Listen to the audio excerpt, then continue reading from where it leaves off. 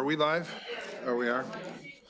Good evening. This is the House Judiciary Committee. Again, prime time at the Judiciary Committee. We're going to try and start now. It's in the evening on Friday, the 14th of March. We have the council here for Ways and Means to speak to us about 1265 and the changes that they made. His name's Alistair, everybody. And so I'm going to start there because I know for a moment I thought we weren't going to come back, but here we are. And since he's available, I wanted to take advantage of that and see if people on the committee have any questions about the mandatory reporter bill and the changes that and the amendments that they made in Ways and Means. Do you want to talk about the amendments that were done? Why don't you come on up and we let people. You can sit right there at the end in Delegate Crutchfield's seat because she's not here. We'll let you talk about what the bill does as amended, please. Sure. So as amended, the bill removes several of the current mandatory offense crimes from law. Some of those related to drugs, such as possessing controlled dangerous substance-like materials and things of that nature. Sorry, give me a sec to pull up some notes. It additionally adds two things that were in a bill that was jointly assigned between the two committees to the list of mandatory offenses: video surveillance with prurient intent and threats of mass violence.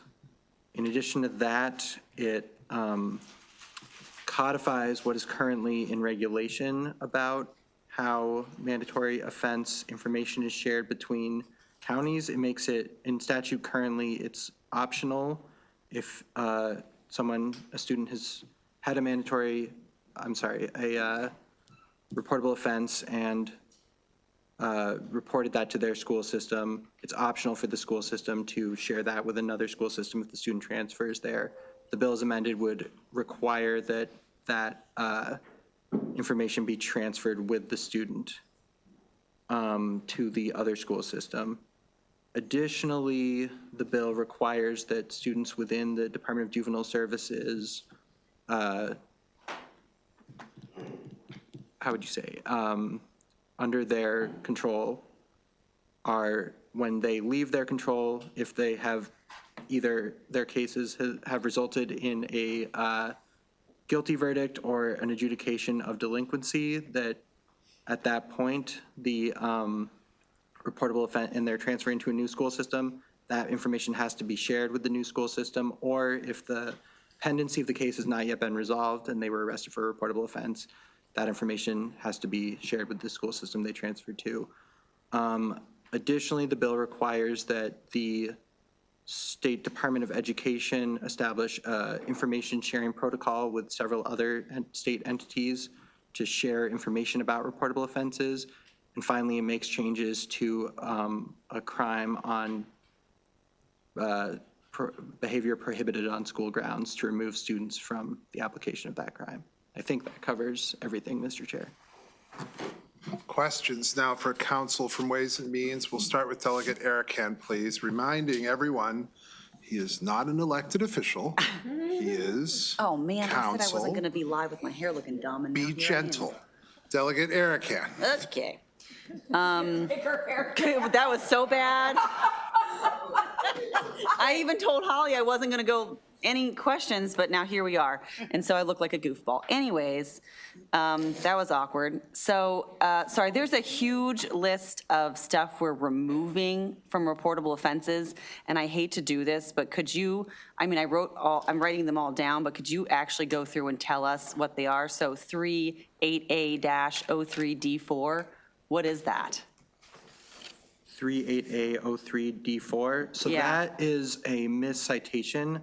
That section of code has changed subsequently. Okay. But what it's supposed to refer to is the crimes that are those in which a juvenile is tried as an adult. If you're 16 or over, there's a long list of crimes that, right, if you've committed them, you can be tried as an adult. So that is still in the list of reportable offenses. Okay, so that's going to be, okay, that stays. Sites just, they changed the site. Okay, awesome. Okay, so what's 5, 603, 604, 606, 617, and So 618? Those are crimes related to controlled dangerous substances, I believe.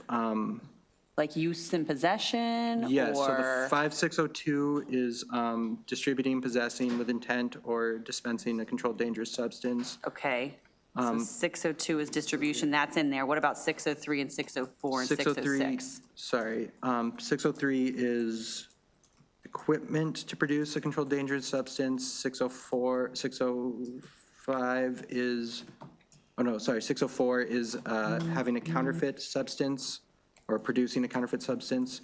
606 is keeping a common nuisance property.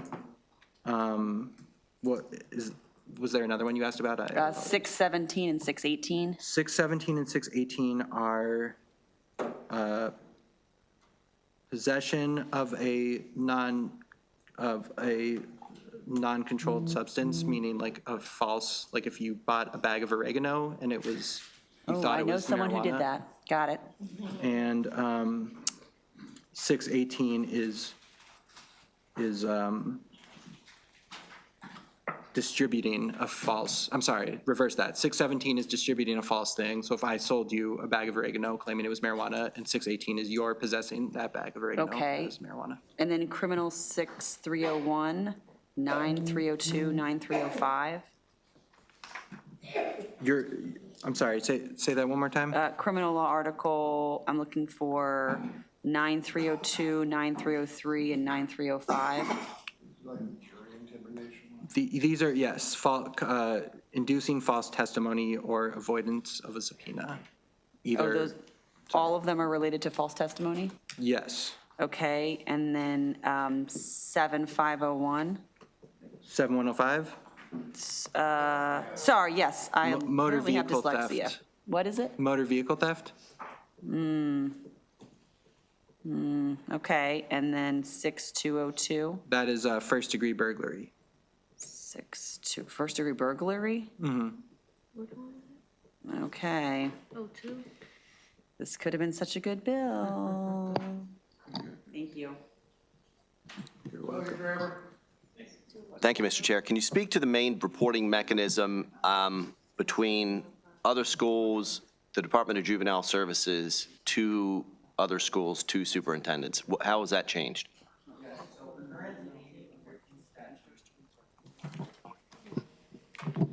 Currently in statute, there is no requirement that someone in the custody, which is the word I was frantically searching for earlier, of the Department of Juvenile Services who transfers into a school system, there's no reporting requirement at all in statute for them. For someone who transfers between school systems, there's an option of reporting from one school system to another, but there's nothing required in statute. So under this bill as amended, in both instances, the superintendent of the school in which the student transfers would have to be informed of that.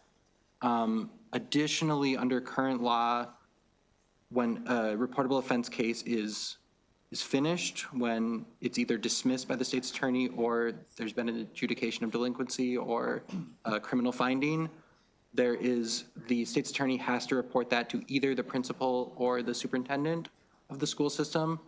Under this bill as amended, he would have to report it, or she would have to report it to the principal, the superintendent, and if the school has one, a school security officer, which is the same requirement for the arresting officer making the initial report about the reportable offenses. And how, the school-to-school superintendent, is school reporting touch base on that again? Yes, so under current law, that is an option that the school principal or school superintendent can report, but is not required to. Under this bill as amended, they would have to report. Okay, and how about the Department of Juvenile Services? If I recall, that was in the language of the original bill. Yes, so some of this language came from your bill, delegate, and Thank don't you. mean to sway No, it's you guys okay. one way or another. Go ahead. That there is now a requirement that if you are in the custody of juvenile services and your case has either resulted in a conviction for a crime, an adjudication for delinquency, or those things are still pending and you transfer into a local school system, the Department of Juvenile Services will have to transfer information about your reportable offense, information about any special services you require, and any educational services you require to the school system in which you were transferred. So that would cover situations like the Howard County student who had beat someone, paralyzed them, pretty much cover all situations on that student's record, juvenile record. Yeah, it would cover the reportable offense information and the other information that DJS has about the student's education. It would be the same kind of confidential information transfer that happens between school-to-school systems when that is used. Okay, thank you. Vice Chair. Thank you, Mr. Chair. Thank you for being so thorough and answering these questions. I wanted to ask you about the memo of March 5th that JSEP sent over with a bunch of amendments. Can you explain why Ways and Means didn't accept them because they're somewhere else in the law? Yes, so the Ways and Means Committee considered these amendments when discussing this bill, and they're taken in part, I would say, but not wholly. So I believe that JSEP suggested was that school systems should only be informed at the point of being asked for information about a student who was arrested on a reportable offense. And the Ways and Means Committee felt that this was not the correct way to proceed because the school systems are not necessarily going to know that a student who is transferring into them, they're not going to know their background and whether they were in the custody of DJS. And the thought was the onus really should be on DJS to make sure that the school systems know about a student who is transferring to a new school system with a reportable offense. The second request, the bill as it came in required only that JSEP, juveniles who are under JSEP would be those whose information would be transferred to the school system in which they transferred to. JSEP is the Juvenile Services Education Program, and it does not, not everyone under the custody of the Department of Juvenile Services is necessarily enrolled in a JSEP program. I think you have to be there for a little while. So rather than, so one of the amendments that was put forth was to say in a facility of DJS. This bill goes about that in a slightly different way. It just says in the custody of DJS in case there's a situation in which there's home confinement or something of that nature. The third amendment request was that JSEP be added to the group that, as the bill came in, it was the Department of Juvenile Services and the State Department of Education who was required to create an information sharing protocol. And the amendment requested that JSEP be the lead agency. Rather than go that route, the Ways and Means Committee feels that reportable offense issues do not always involve the Department of Juvenile Services. There's often cases in which someone is arrested and the crime is not ultimately tried. And so they think that the primary group should be an educational group. So the State Department of Education was made the group responsible for that. So that's the reason that the Ways and Means Committee took the stance it did on those amendments. Thank you so much. You're welcome. Delegate Taylor. Thank you, Mr. Chair, and thank you, Council, for being here. I'm looking at page 4, I believe it's page 4, yeah.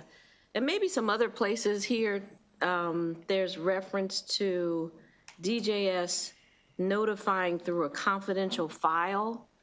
Is confidential file described, or, you know, is the meaning of confidential file somewhere in statute?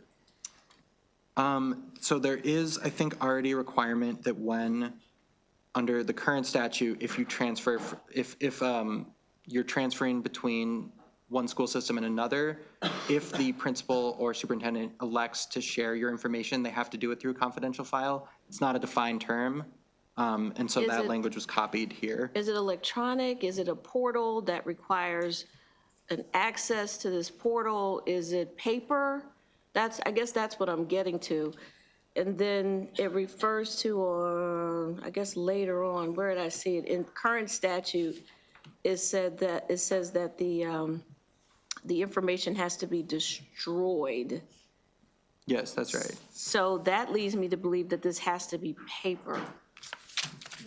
Am I right about it? I think it could be electronic and still possibly destroyed. I think there are methods to do that, but unfortunately, I'm not an expert in that.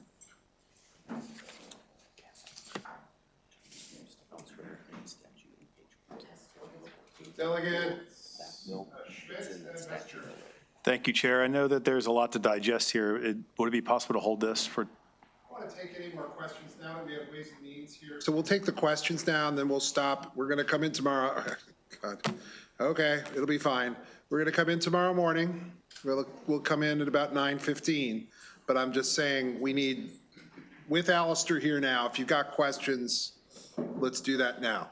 Delegate Pasteur. Okay, I just first wanted to respond to Delegate Taylor's that it can be and has been in the past, unless it's changed, electronic, because that can be destroyed. It is a confidential file, but it is electronic, and you send the information from one person, yes. And the other thing I just wanted to say is, you're so wonderful. And God bless you. And I love you. You don't get this in Ways and Means, do you?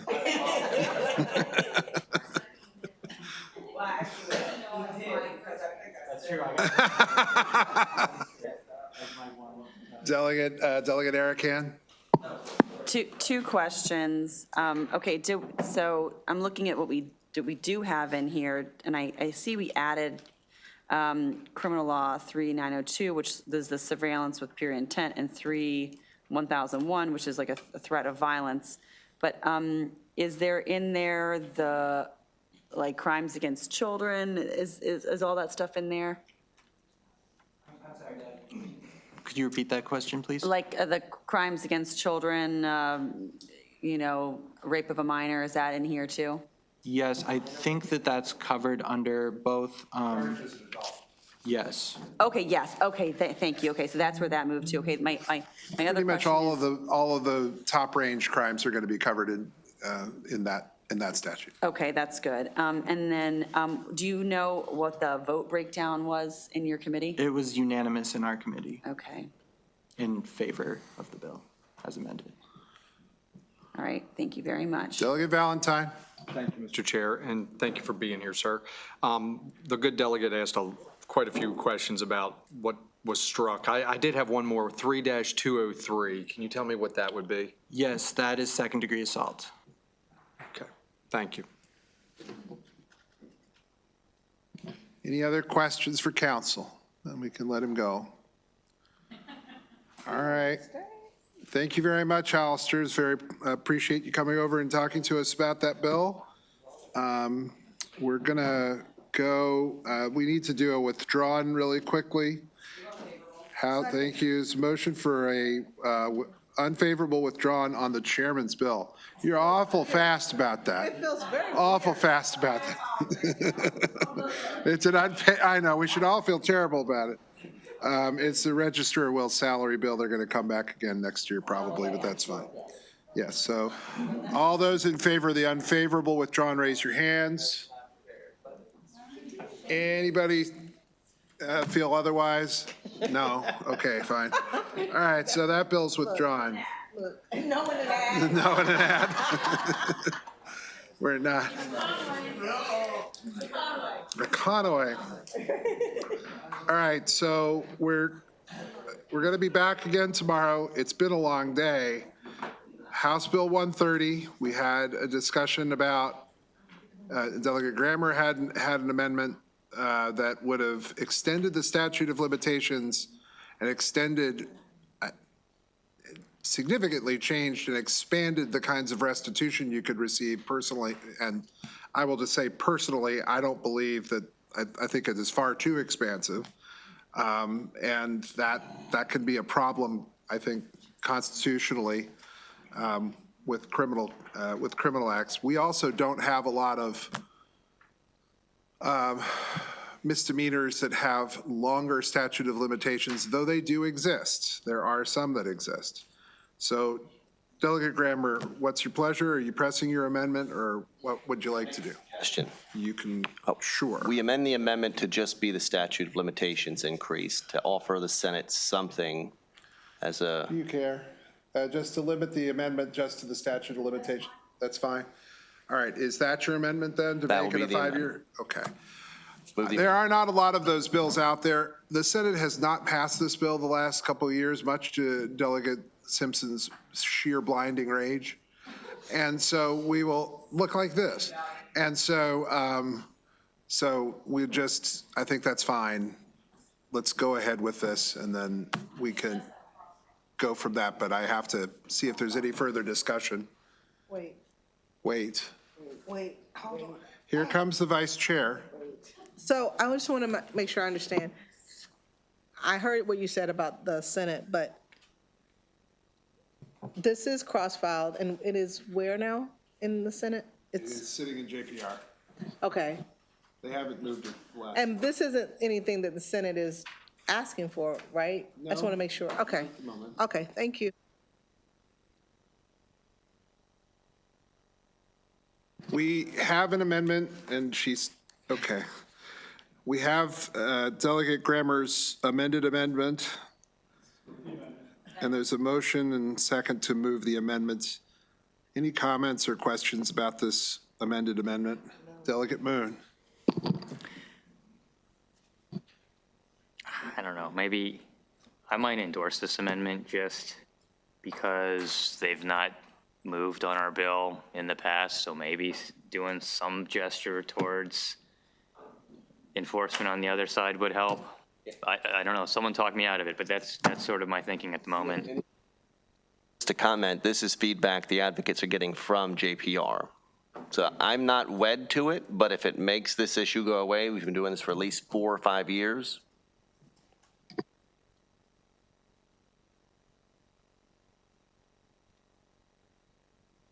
I'm sorry. I know I asked this question earlier. I just don't get what you get with the 5 years. What do you get with the 5 years? I mean, I know it extends the statute of limitations. I understand legally what that means. But I mean, how does that help with this? I don't get it. And I don't have to get it, but I'm just saying, if you can help me, it would be great. Yeah, so what is the example where you would need a longer statute of limitations for a wiretap case? Delegate Moon? So here's where I'm thinking it would happen. I mean, I hate to even put it in this context, but let's say you're in a divorce or something like this, and someone avails themselves of the law as we're contemplating it, gets something in, and later you are able to get evidence that in fact it was fabricated. And this would simply buy you more time to make the case that in fact what had happened to you was you got railroaded by fake evidence. Otherwise, there's a very short time for you to prove your case. I don't know if you need 5 years, but but that would be the situation. For which side? So someone comes to court, is able to get evidence in that was otherwise able to use information that was illegally taped. It's a misdemeanor now. But again, if you just simply aren't able to get the evidence that they manufactured the evidence or whatever in the first year, this would give you more time to prove that that was the case. Okay, so for clarification. Oh, I'm sorry, I apologize. So what we are talking about is extending this so that the person who illegally wiretapped would have a consequence. Because my goal is, and the people that I'm hearing from are the individuals who, a lot of our interns are coming to me because, and our college students are saying that something happened to them, they recorded it, and the police are threatening them with the felony. So my concern isn't as much on, yes, I think if somebody, you say, stop recording me, I think they should. But I was really going in the opposite direction of lowering it because it's just so common. And I would like it to be admissible. So you're saying that this change would make it admissible or no? No. I'm just saying, if someone has discomfort about us making this change and this law being used to soften things, it would give them just a little bit more comfort that if, in fact, someone was able to prove this, that they would just have more time to do it. Again, I don't think this is a particularly powerful statute of limitations extension, but I do appreciate Delegate Grammer sort of recognizing that our friends across the street, seemingly every time we send this thing over, they just don't do anything. So it seems fairly harmless to me, but if it makes folks feel like a little softer about making this change, I mean, I guess that would be why I might suppose. How about this? We leave it and we send it over there as is, and I will talk to them and say, if you feel there's something that will make you more comfortable and still give me my one word, then it is actually theirs. And when it comes back, Grammer and I will be more than happy to be on that. How's that? Not accept the if that's your amendment. pleasure, Send it over exactly the way it is and be open to if they amend it. If on that's the your pleasure, crossfire. but I guess we've done that multiple years and they've But if just this is not the first sent year of anything having the back. cross file. I mean, All right, the other part of this is in looking at the other statute of limitations that are there for misdemeanors, many of them are basically 3 years. This would be unusual for a misdemeanor because it would be 5. So it's just worth mentioning that. But at this point, we've talked about this enough. The question on the table is whether we want to add a 5-year statute of limitations or not. That is the motion on the table right now. There is a technical change that needs to be made with the amendment that Claire can talk about, and I'll let her talk about that in the tweak for the 5 years. Yeah, I just wanted to mention that the way the amendment's drafted, it's worded kind of strangely. It says a criminal prosecution or suit for a civil penalty for an offense under 10402A. There is no provision under 10402A for civil penalties. It's just a misdemeanor. It's just a criminal. It's just a crime. So I would just want to strike out or suit for a civil penalty for an offense under. So it would read a criminal prosecution under 10402A if this article shall be instituted within 5 years after the offense was committed.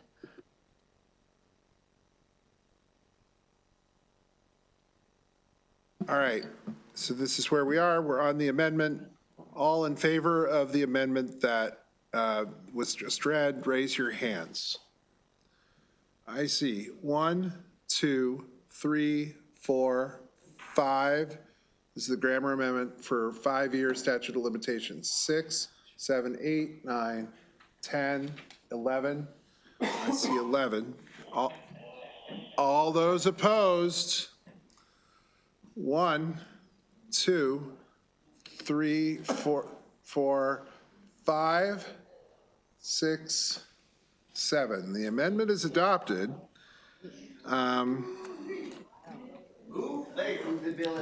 There's a motion and a second. They didn't vote. That's 8. Is your vote? You cannot be an auctioneer about the vote at this point. Did you vote? The vote's the vote. It's 11 to 8. The amendment is adopted. Let's, are there further comments about the bill? I don't think she did. The vice chair? On the bill? On the bill as amended. Yes. Yes-ish. Valentine? No. No. Crutchfield is not here, is excused, so is Cardin. Tomlinson? No. Embry? Yes. Pasteur? Yes. Tolles? Yes. Schmidt? No. No. Simmons? Yes. Yes. Boucher? No. No. Phillips? Yes. Yes. Stinnett? Yes. Yes. Congolo? No. Arakan? No. Taylor? Yes. Simpson? Yes. Grammer? Yes. Yes, in a squat? Yeah, that's. What's a squat on the bill? A squat. Sample Hughes? Yes. Moon? Yes. Conaway? Yes. Kaufman? Yes. Yes. Williams? Yes. All right, the motion's adopted. All right. We still have House Bill 210. I'm going to ask Delegate Tolles if you would reconsider putting in your amendment, sheerly because we're trying to be consistent in how we do these things. And we've added you to this and added Delegate Solomon. You both have done work in this area. Just asking you to reconsider your amendment. Delegate Tolles. That's fine. Move the bill. We're on the bill as amended.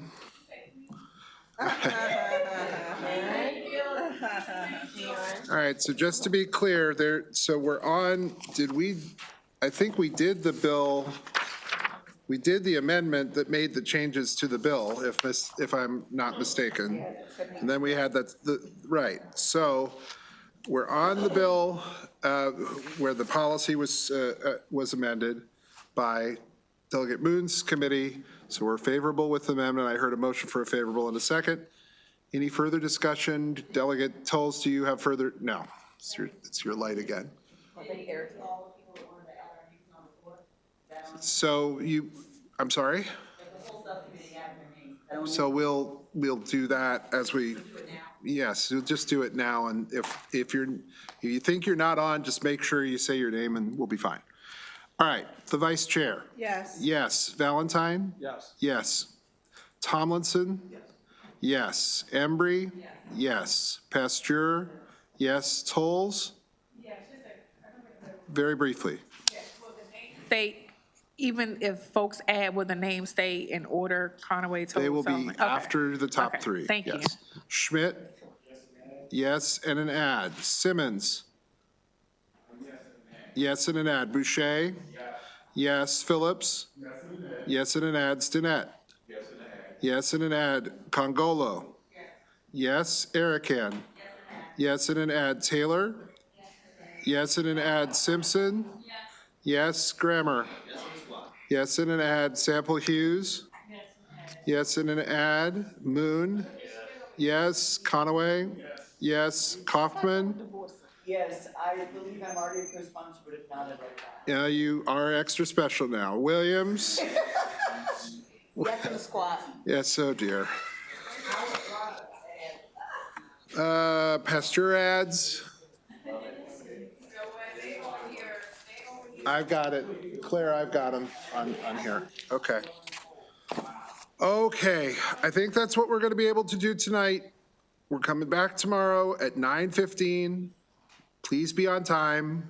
We'll have a brief voting session then. It will be on the on 1265, and we'll be talking about 993 a little. This has been the House Judiciary Committee. Yes, have a good evening. Thank you.